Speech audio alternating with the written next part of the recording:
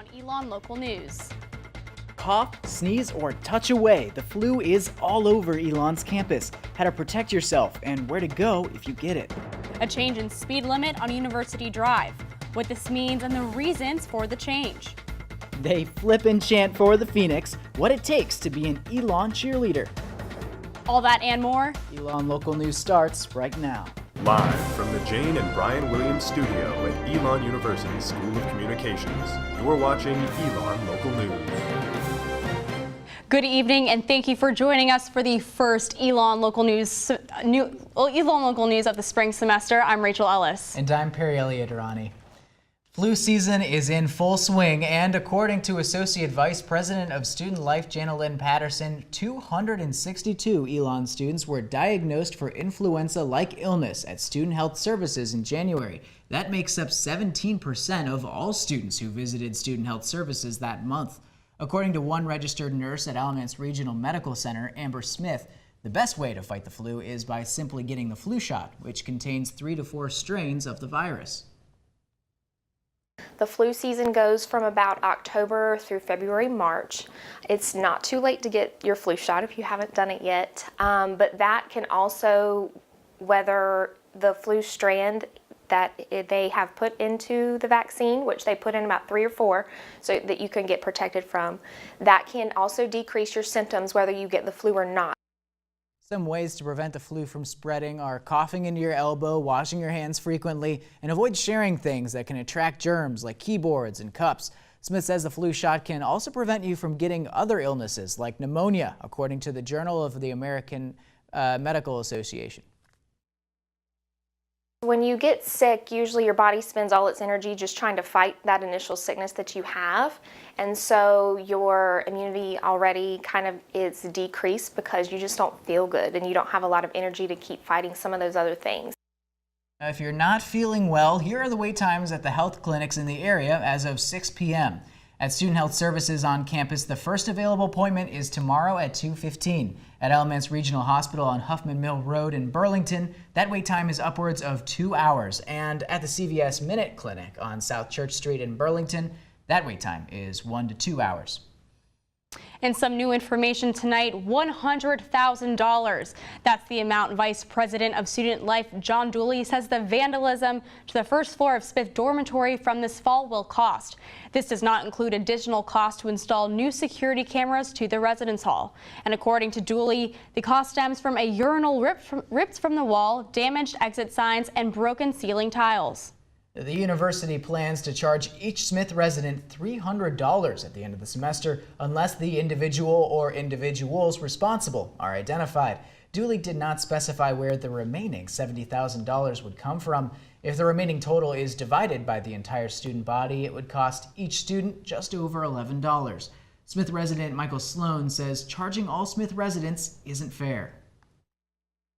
I physically was not on campus when this incident happened, and I still have to pay $300 for just me, just being a victim for it. Elon News Network will continue to follow the story. And a panel is happening right now focusing on the reality of immigration. It looked like this earlier this afternoon, but now it's filled with dozens of people. Jackie Pascal is here with us to tell us about her experience at the panel. But before we hear from her, let's hear from one of the panelists she spoke to earlier today. Dr. Catherine Reynolds is a clinical practitioner at the Humanitarian and Immigration Law Clinic at Elon Law. She says there are terms being misused and misunderstood about immigration and is hoping the panel can clear up the difference between fact and fiction. So Jackie, can you tell us a little bit about what the generic mood and atmosphere was like during your time at the panel? Yeah, so you could kind of see the clip earlier, but I mean, the entire room was empty earlier and it's entirely full now. Everyone is there. Very diverse crowd. Pretty much everyone from Elon, from all walks of life were there. And they definitely were looking forward to hearing more about the fact and fiction idea. That's what the whole panel was focused on, of saying, okay, this was a term that you might have heard before, but you might have some ideas about it that aren't necessarily true. So that's what the whole panel was going to break down. I was only there for the first 20 minutes, but we're going to have all of the full coverage later tonight. Now, was there a wide range of opinion expressed at this panel, or were they coming from a specific angle? So the panelists, there were 4 of them along with the moderator, and they definitely all had a certain belief going in. They definitely were more pro-immigration. Not necessarily to say that was based on a certain belief, but they were, they're all doctors. They have these beliefs based on fact, and the facts that they were bringing forward. In the panel, they talked about, economics. They had an economics professor. They talked about policy and whether or not this is actually a new conversation or if it's an old conversation in history. And so they all said that this is not a new conversation, that it'll continue to be a conversation in years to come. But they definitely all came at it with the idea that immigration, not a bad thing. Interesting. And we'll have the full story for you on that on elonnewsnetwork.com tonight. Thank you, Jackie. And Dr. Catherine Reynolds has more to say about this panel earlier. Let's hear from her now. So I hope that people walk away with a more critical perspective to question what they're hearing and to figure out the facts behind those words, because they're often not being used in a way that really lines up with the facts and the numbers. Thank you, Jackie and Dr. Reynolds. Elon News Network will have more about this panel on our website at elonnewsnetwork.com. And now an update on a story that we've been following. QPR, that's Question, Persuade, and Refer, is a 3-step program the university is encouraging to help prevent suicide. According to Vice President for Student Life, John Dooley, more than 650 students, faculty, and staff have completed the online QPR program as of February 1st. The program has been available since last March, and Elon Senior Chase Newman encourages everyone to complete it. It took about 30 minutes, and I definitely think it's worth it because you could be saving life. And not only just saving life, you could be more aware and more sensitive about what you should say and what you should not say in order to encourage someone to be open with you. Counseling Services is also hiring 3 new counselors and replacing one that's retiring this year to help address the needs of students. And another change is coming to help keep Elon students and the community safe.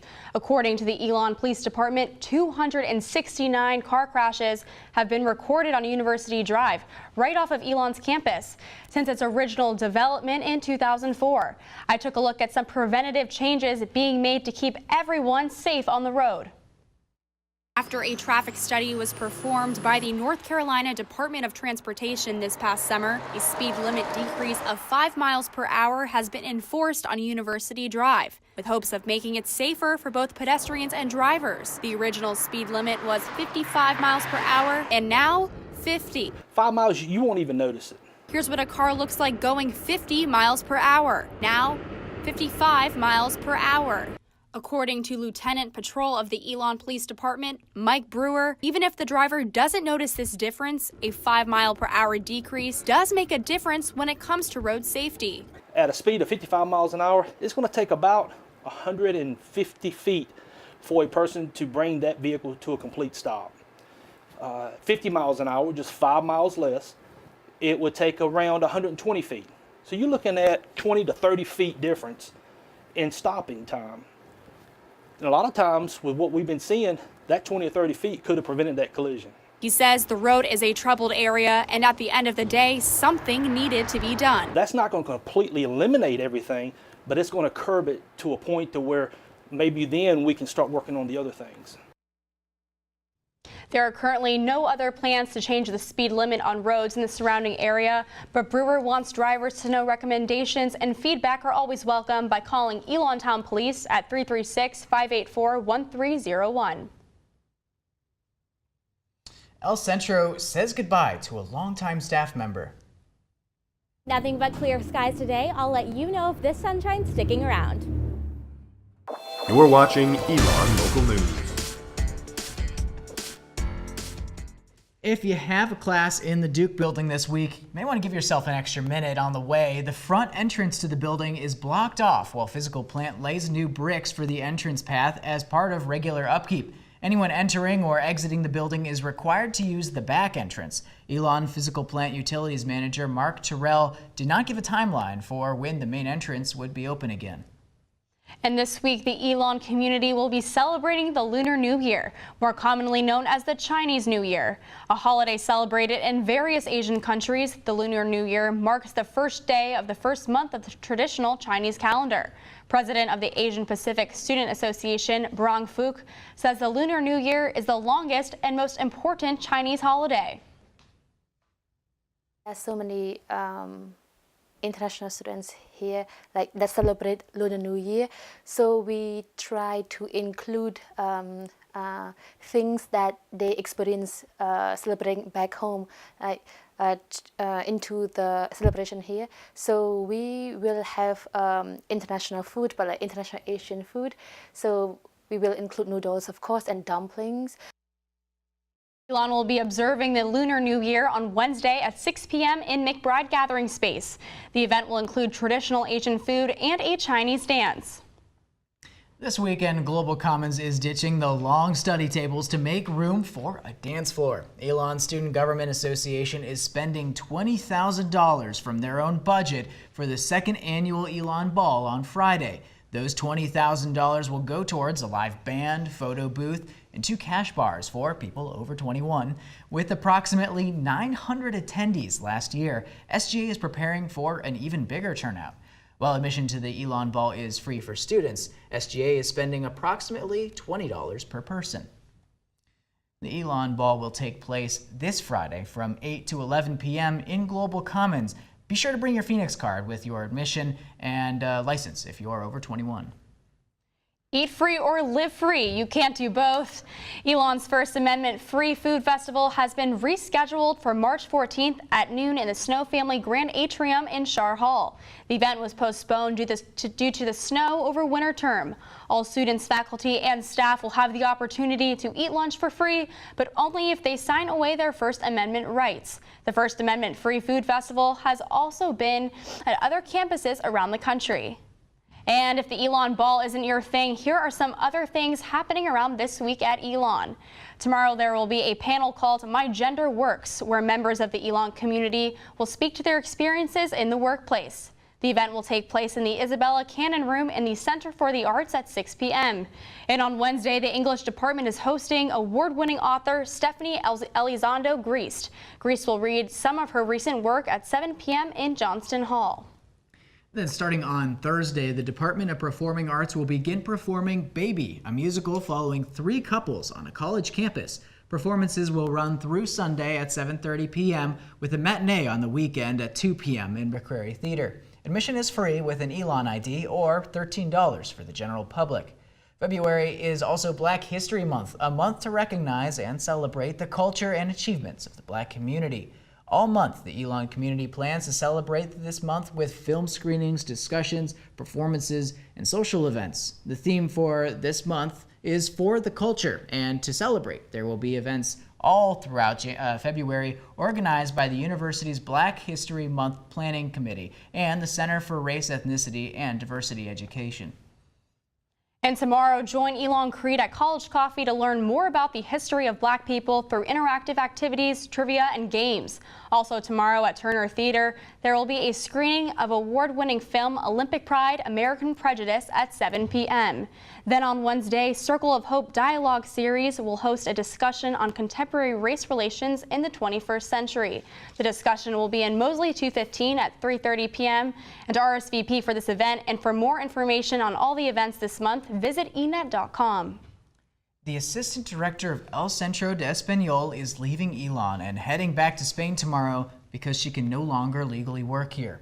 Diada Prieto Viñas has been at Elon for 5 years on a temporary visa, but is having a hard time securing a permanent one. Students gathered yesterday to share one last slice of traditional tres leches cake and reminiscing about the impact she's made on El Centro. She definitely is the mother of all of the students in a way where she's always checking in. I know for me, she constantly is always like, "Are you sleeping more, Alicia? Are you sleeping?" Prieto Viñas is returning to campus for graduation, technically as a tourist, and is still waiting to hear back if she will be allowed back permanently. Is this on 5?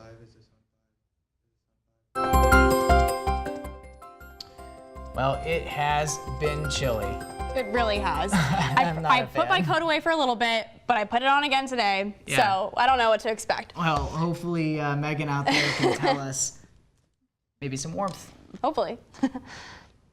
Thanks, Rachel and Perry. After a rainy Sunday here on campus, it's still a little wet, but luckily the skies cleared up today and we finally saw some sunshine to start off our week. While it looks beautiful out today, don't be fooled because it's definitely not time to put up the winter jackets yet. It's been fairly windy all day with a high of 44, and tonight it's dropping down to a low of 23. So if you're going out for dinner or coming back from a class tonight, make sure you stay bundled up. That's what your weather's looking like for today, but to check out the rest of your week, I'll be back later with your Phoenix 5-day forecast. Until then, back to you. Thank you, Megan. Campus divided over 2 East Coast football teams. How Elon students are feeling today after the big game. You're watching Elon Local News. With almost 19% of Elon students from New England and close to 14% of students from the tri-states of Pennsylvania, New Jersey, and Delaware, it made for an interesting Super Bowl matchup for members of the Elon community. The Philadelphia Eagles beat the New England Patriots 41-33. Jack Norcross asked some Elon students for their thoughts on the big game. One word to describe the game, what would it be? Electric. Intense. Stressful. Interesting. Disappointing. Historic. Exciting up until the last second, but it was still a good game. Oh, it was so sweet. Seeing Tom Brady's disappointed face is just the best. It's just the best. It was crazy. Didn't really know how to put it into words. It's like a childhood dream coming true. I found myself sitting on my couch, staring in my wall for about 4 hours straight. I don't really care. I'm the person who's more there for like the commercials and the halftime show, to be honest.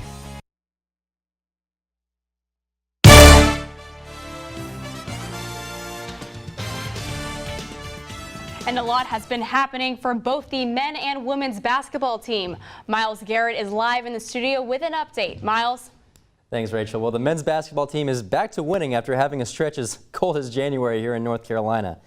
Junior point guard Danon Swoop made a few plays early and often as Elon jumped to a quick start over CAA foe Delaware, while junior forward Tyler Sebring brought it home with a team-leading 24 points, securing the much-needed win for the Phoenix. Coach Matt Matheny's squad will try to continue the momentum in Alumni Gym this Thursday against Hofstra. Also in Alumni Gym, the women's basketball team is still taking care of business. The defending CAA champs finished a solid stretch of games in January with a 50-43 win over James Madison after starting February with another win over the College of Charleston. They'll be back this Friday at home against Drexel. I also got the chance to stop by an Elon cheerleading practice to see just what it takes to perform all those crazy stunts. I even got the chance to try it myself, find out if I got what it takes to make the team. You're watching Elon Local News. Let's check back with Megan outside on Citroen Plaza. Megan, what is the rest of the week looking like? Thanks, Rachel and Perry. As I was saying earlier, we had beautiful clear skies today, but let's take a look at the rest of your Phoenix 5-day forecast to see if the sunny weather is going to stick around. Tomorrow we're looking at partly cloudy skies with a high of 58 and a low of 43. However, going into the night, we do have about a 50% chance of rain, so make sure you're not putting away those umbrellas quite yet because that rain is going to stick around into Wednesday morning. Wednesday, we're looking at rain all day with a high of 62, warming up a little bit, and a low of 33. Then Sunday, that sun will be coming back for us with a high of 49 and a low of 28, again cooling off, so make sure you're staying bundled up and staying warm. Then Friday, to kick off your weekend, there's going to be a high of 56 and a low of 38. Once again, sunny skies, but it is pretty cool, so if you're heading to the Elon Ball that night, make sure you bring a coat with you. Then lastly, on Saturday, unfortunately, that rain is coming back for us. We're looking at about a 60% chance of precipitation with a high of 54 and a low of 49, so keep those rain jackets on, guys. That's your Phoenix 5-day forecast, live from Citroen Plaza. I'm Megan Gittleman. Back to you. Thank you, Megan. Now we have Miles Garrett joining us at the desk. Miles, you spent some time with a different team, didn't you, this past weekend? I did, Rachel. You know, if you go to any Elon sporting event, you'll probably see cheerleaders flipping on the sidelines. All the stunts, flips, and the tumbles are designed to keep the fans amped up. I went to a practice before game day to see what else goes into cheering for the Phoenix. As you walk into Alumni Gym to watch the Phoenix play, you'll see the Elon cheerleaders performing stunts and chanting to get the crowd going. What you probably don't see, though, is the practice that goes into all the cartwheels and jumps. Yeah, it is meticulous just because you really want to make sure that girls are being safe, because if they do fall, it's on us, it's our fault. It's a team sport, you need to work together, and so just kind of like taking that time to learn how to work together. But it's not just a sport for girls. 7 guys are on the cheer team, and all of them, like myself, 1, 2, have never even cheered before college. Like being a male cheerleader, it's more than just being able how much you can lift. It's like being able to lift something and hold it for longer than just like 1 rep. It's like doing that and then continue to do that throughout 2.5 hours. Grant was the only male cheerleader on the team his freshman year. Now there are 7 men.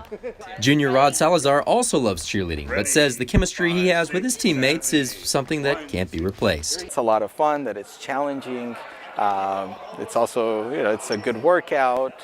And again, the bonding with your teammates is also something that I think attracts you to stay in the team. It's careful planning, but the energy from the crowd gives these cheerleaders all the reward they need from their sport. Like when there's an intense game, like you have the energy when you're like on the court performing. It's just like you can just feel like you're just really energized, and it's a great feeling.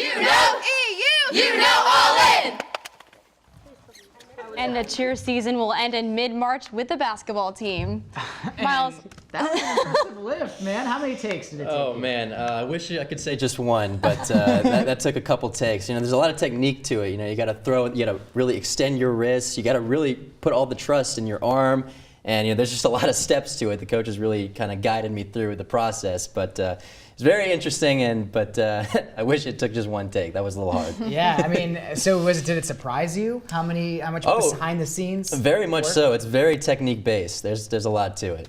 Wow. Well, thank you, Miles. Looks like you had a lot of fun. Absolutely. Yeah, and good lift. That's all the news we have for you tonight. Thank you for joining us. For all the news you need to know when we're not on the air, be sure to check out our website, elonnewsnetwork.com. And don't forget to like us on Facebook, follow us on Twitter, Instagram, and Snapchat at Elon News Network. Have a great night, Elon.